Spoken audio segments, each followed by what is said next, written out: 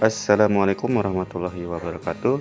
Perkenalkan, saya Samsul Bahri SPDKR CGV Angkatan 9 dari SDN 4 Malaka, Kabupaten Lombok Utara. Kali ini saya akan membawakan materi tentang koneksi antar materi modul 2.1, pembelajaran berdiferensiasi. Apa yang dimaksud dengan pembelajaran berdiferensiasi? Pembelajaran berdiferensiasi adalah serangkaian keputusan masuk akal atau common sense yang dibuat oleh guru yang berorientasi kepada kebutuhan belajar individu murid. Bagaimana pembelajaran berdiferensiasi dapat diimplementasikan di dalam kelas? Sebelum melakukan pembelajaran berdiferensiasi di dalam kelas, guru harus mengetahui dan memetakan kebutuhan belajar muridnya. Kebutuhan belajar murid terdiri dari 3. Yang pertama, kesiapan belajar murid atau readiness. Yang kedua, minat murid. Yang ketiga, profil belajar murid. Kesiapan belajar adalah kapasitas untuk mempelajari materi, konsep, atau keterampilan baru dari seorang murid. Kapasitas murid dalam mempelajari sebuah materi pembelajaran berbeda-beda. Ada murid yang senang materi pembelajarannya disampaikan dari sederhana ke kompleks, tetapi ada juga yang sebaliknya. 2. Minat murid. Minat merupakan suatu keadaan mental yang menghasilkan respon terarah kepada suatu situasi atau objek tertentu, yang menyenangkan dan memberikan kepuasan diri. Minat belajar murid dibagi menjadi 2 perspektif. Yang pertama, situasional, karena situasi tertentu. Yang kedua, kecenderungan individu, artinya minat atau ketertarikan terhadap objek tertentu. 3. Profil belajar murid. Profil belajar murid berkaitan dengan yang pertama, lingkungan, yang kedua, gaya belajar, yang ketiga, budaya, yang keempat, kecerdasan majemuk atau multiple intelligence. Kebutuhan belajar murid dapat diidentifikasi dengan cara yang pertama, melakukan asesmen diagnostik di awal pembelajaran.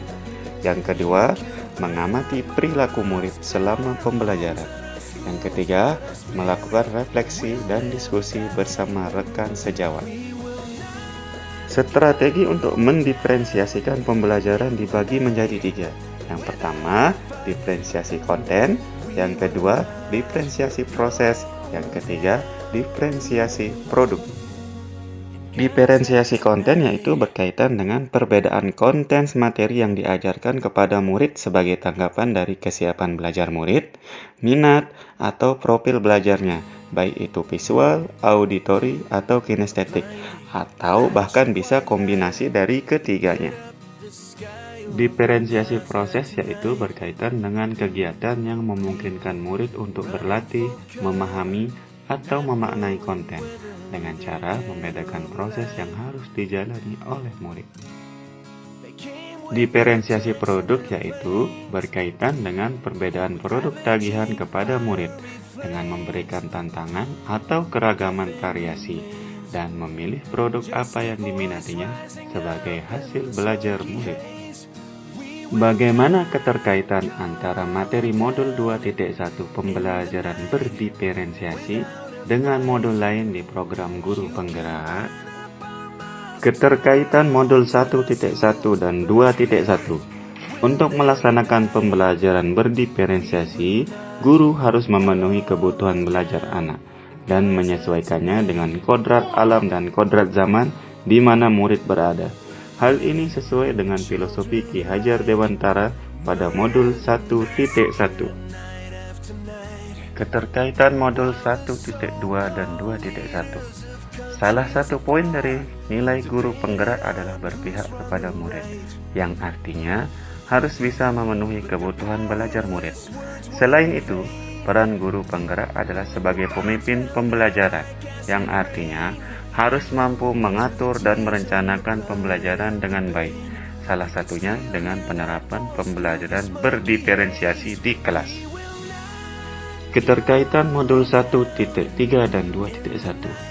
Pembelajaran berdiferensiasi dapat menjadi salah satu strategi untuk mewujudkan visi guru penggerak, yaitu pembelajaran yang berpihak kepada murid. Keterkaitan modul 1.4 dan 2.1. Sebelum pembelajaran berdiferensiasi dilaksanakan, sebaiknya guru dan murid membuat kesepakatan kelas terlebih dahulu, agar memudahkan tercapainya tujuan pembelajaran yang sesuai dengan nilai-nilai budaya positif.